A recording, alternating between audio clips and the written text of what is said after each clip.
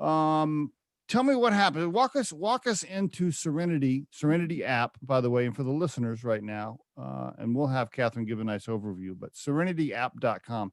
Walk us into kind of how it happened. Go for it. So it kind of happened before it happened. Okay. And by that, I mean, I'm the man that I am married to right now, who's a wonderful, amazing man, is a serial entrepreneur. Okay. So he has had, at that time, he had had 7 companies that he had started and 3 exits. And Wow. I had no idea what it meant to be with a true entrepreneur. I Mm. was like, oh, really? That's interesting. Well, that's really cool. Not thinking anything of it.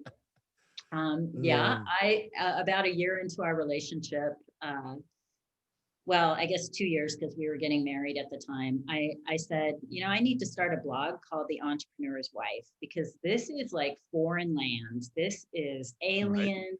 That this is like someone who will risk everything to build a business and do a startup. And I'm Hmm. not that person. And Hmm.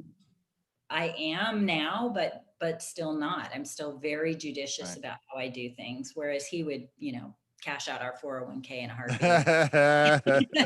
And that's just the difference in our style. Right. So it kind of started planting the seed that I could do something I see. and that I had someone with me that I could learn from, that could be my mentor. So Mm. shortly after we got married, my mom was diagnosed with Alzheimer's. And Mm. in that process, we began the senior care journey. And we being our whole family. And so I talk about that in the sense that it was all of my brothers, it was me, it was my dad, and it was my mom who's affected. And so we start to talk as a family about what do we do. Mom didn't want to face the fact that she had Alzheimer's. We had to take her keys away. It was the worst day of, I think, my brother's life. Mm. Um, Mm. and my dad fortunately had done all the prep work and prepared everything was pre-planned, so their money, everything was pre-planned. I was power of attorney along with one of my brothers. Okay. And so as she got worse and we had to move her into senior care, I'm looking around going, this is really, really hard on family because we move someone into memory care thinking that everything is going to be handled, but it's Mm. not. It's Mm. really the myth about senior living is that it's really like moving someone into an apartment and there's 24/7 help there in case something happens. And there's someone who will give them meds and make sure they get fed and have activities at their disposal. But they don't do the medical side. So if there's diabetes, if there's physical therapy needs, you have to bring in outside providers. Home health Gotcha. is the name of it. And you Right. bring these people in, and they're another layer on top. And then you have a rounding doctor. So you have a doctor who comes in and rounds, so you don't have to take mom out because it's really hard on them to do that. Hmm. Um, and eventually you might have hospice come in. So you have all these different people coming in, providing care. And as the family member, you're the one left putting the pieces together because they don't talk to each other and they hardly talk to you. Gotcha. So that's when Serenity was born. And I'll tell you, the very moment I said, forget it, I'm done. This is the straw that's breaking the camel's back. Okay. My mom always had really short hair in life. And I called to try to get her hair cut and I couldn't get an appointment. They have an on-site salon. And as silly as this sounds, we finally got her an appointment. I show up on the weekend because, of course, I have kids at home. I have a demanding job. I can't be there during the week. So I show Hmm. up on Saturday, her hair isn't cut. And Hmm. I said, what happened? Why didn't someone at least call and tell me? And what had happened is they took her up to the salon multiple times, but she has Alzheimer's. They took her during sundowning time and she was combative. So she was like Okay. batting them away. And it's just part of the disease. But no one ever called to say, Kath, we can't get your mom in. And her hair was the one thing that made her feel good. Hmm. So I just said, this is crazy. Why, as a family member, can't I message somebody? Why can't I schedule her hair appointment online? Why do I have to call Tuesday or Thursday between 9 and 3 Right. p.m. And, like it's just crazy. So that's when I said, this is nuts. I want to know what's going on with my mom. And I just need little updates. I'm not a high Yeah. maintenance family Right. member. Yeah. Just I want updates. Yeah. updates. That's Yep. all. So I created Serenity, and Serenity is a HIPAA compliant messaging app. Okay. And for those of you in the tech world, the senior care world is unfamiliar for the most part with Slack and the concept of Slack. Yep. Serenity is very similar to Slack. It's written specifically for the domain of senior care, which is highly regulated, very different than the business world. Okay. Slack is not applicable in that world, but the concepts of bringing everyone together from disparate teams to communicate and collaborate are. I see. And so that's what we do at Serenity. Now you're not a coder, you're not a software developer. So how you had this idea? Talk to me. How did you put all that together? Did you team up with somebody? Did you spend some money on outside developers? How'd you get that built? Excellent question. I'm lucky enough to be married to a serial entrepreneur who is also an engineer, a very Oh, talented engineer. He okay. wrote the code for his first three companies. I He's got like you. that guy from Hewlett Packard who sat in the garage or in the basement or whatever and wrote the code. So Very nice. Well, handy to be married to a software engineer.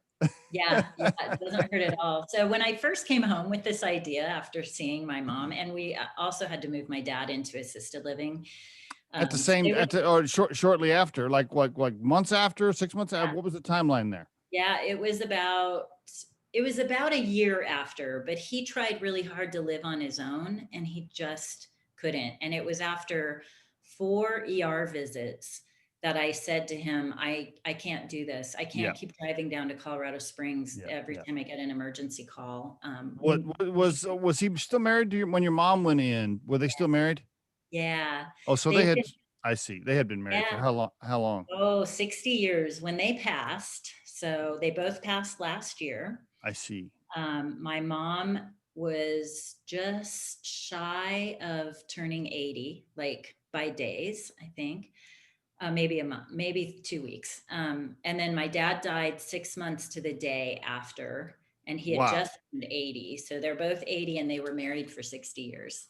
Both And 80, married for 60 years, both died in the same year and went into facilities within 12 months of each other. yeah, Wow. yeah, Wow. and it's really common. And here's what happens. And I just spoke with a friend a couple days ago about this, who's on the early journey. Okay. Mom got really sick and had to get moved into senior care. And suddenly they're realizing that dad's not doing well either. This happens all the All the time. time. You Yeah. don't see it when mom's home because mom protects him, mom takes care of Gotcha. everything, right?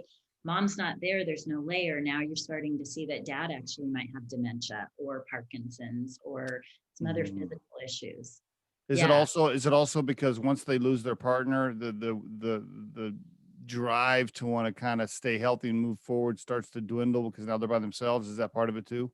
I think there's definitely some of that. Yeah, Hmm. definitely some of that. Oh, My that. dad started to lean on me a lot after Mm, we moved mom into senior living mm. because he had always had her. Oh, And yeah, I can't even imagine. So, and plus he's super old school, right? So he was born, what year was he born? Probably in the 35 or something like that. 1939, and 30, yeah, yeah, 39. So he was one of those guys where that was a traditional, super old school home where, I mean, she probably did everything, right? Around the everything, the house. cleaning, the shopping, the laundry, yeah, yes. Yeah. Yeah. I mean, when she couldn't do that anymore, he probably was just like, what the hell? Like, I don't know if I could. Yeah. I mean, yeah. I Okay. think the day it hit home for him is the day that she cooked a waffle and then put it in the blender. And that's when you guys, I'm sure you guys were having conversations. He was probably calling the kids saying, "Hey, we got Yeah, problems." Yeah, something's that's not super right. tough. Ah, Yeah. okay. So I didn't mean to get off track there. You come home with this idea. Your husband helps you formulate it a little bit. And then he does the coding. Well, Um, so what he did is he said, all right, it sounds interesting, but let's build a prototype and see, go out yeah, and try to sell the prototype because yep, this is lean startup, right? So yep, this is yep. what you do. So he built a prototype. I went out and sold it. And he was like, "What? You sold it? Really? Okay, there's something here. Okay, now let's take the next step." And so we really followed the lean startup process pretty closely. Okay. Um, and we, slow played it, got some customers, got our learnings, got another customer, got some learnings, continued to build the software. And then in April of this year, we raised our first round, a All small right. seed round from angel investors, people in the industry, and a micro VC in the Denver area, Cocopelli. Huge shout out to the Cocopelli guys. They Very are nice. unbelievable if you're looking to raise from micro VCs. I encourage you to share your deck with them. They're just incredible. They've been such a good support to us. And we're raising our Awesome. second round right now, and they've been hugely helpful. Congratulations. And now, how long have you been in business for? What? Almost 3 years? Actually closer to like a year and a half, but Okay. the idea started much, much earlier. So So from your first quote sell, when you talk to the first, and by the way, when you say a sell, you're selling it to a facility. You're selling who's your target customer? Go ahead. yeah, senior care providers. Oh, So there's a okay. lot in that. Our beachhead segments, our fast moving waters, are senior living communities that Okay. have assisted living and memory care specifically. I Independent see. living is less interesting right now, only because our sweet spot is when you can't trust mom or dad's self-report anymore. Okay. So, for example, I call my dad in assisted living, "How you doing, Dad?" And he didn't have dementia.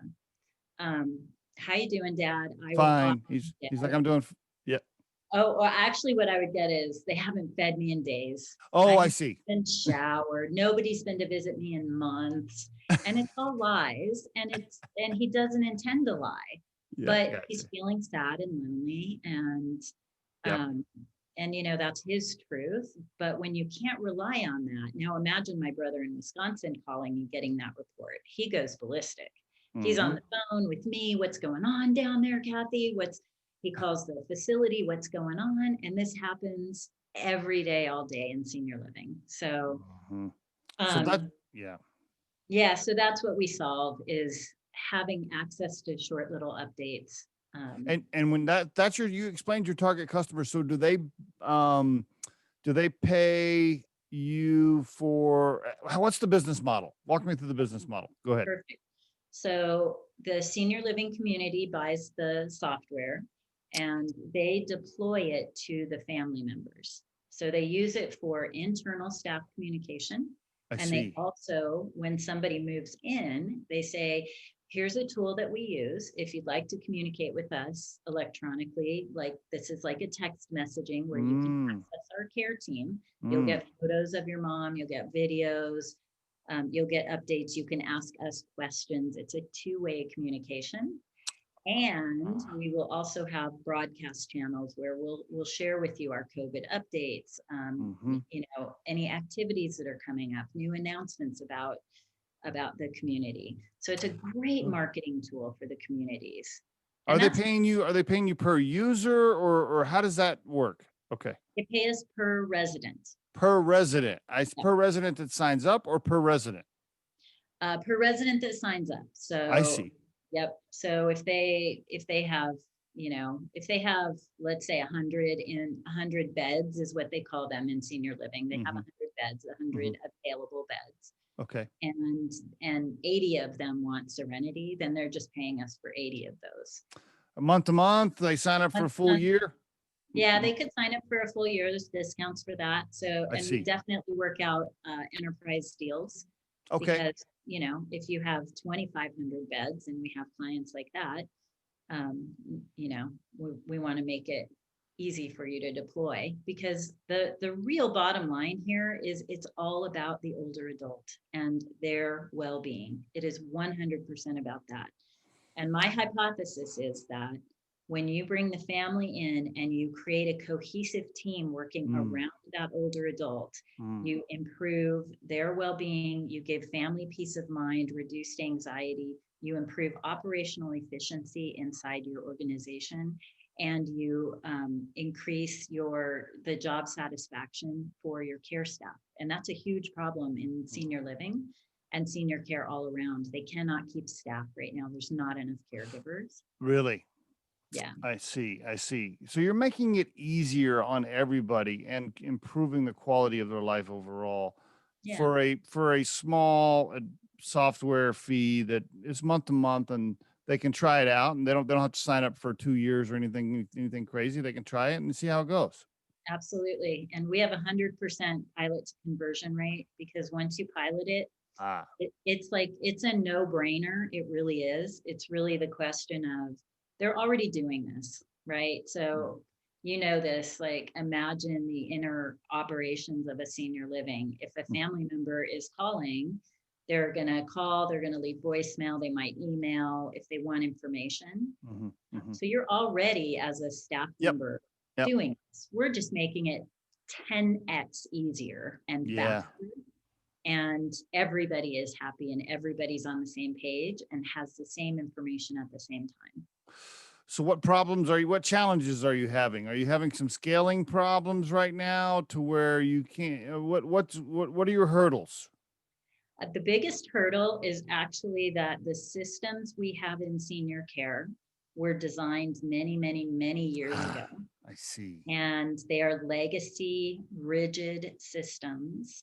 And it's not the people. This is not a people problem. But as you know, in systems thinking, every system is perfectly designed to get the results it gets. Yeah. And the results we're getting today are not the results I want when I'm aging. I want communication and collaboration. And that is something that doesn't happen today in a system. Interestingly, what does happen, Steve, is the people, because the people are so incredible, they just work around the system. So I see. We often hear stories of caregivers, and I had this experience as well.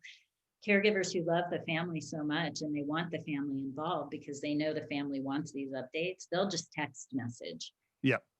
That's not HIPAA compliant. It means that there's no oversight into what they're saying.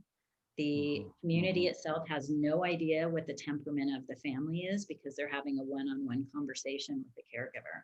Yeah. So it's really, that puts them at risk, and we're eliminating that risk. If you think today's tip or guest interview can help someone you know, please share this with them. If you've enjoyed today's episode, please subscribe to our channel and hit the like button. The Riderflex Podcast features entrepreneurs, business executives, and the stories behind how they got there, as well as daily tips on career advice and job interviewing. You can visit riderflex.com to learn more about us and get information and pricing on the recruiting and consulting services we provide. Thanks so much for listening, and have a great day.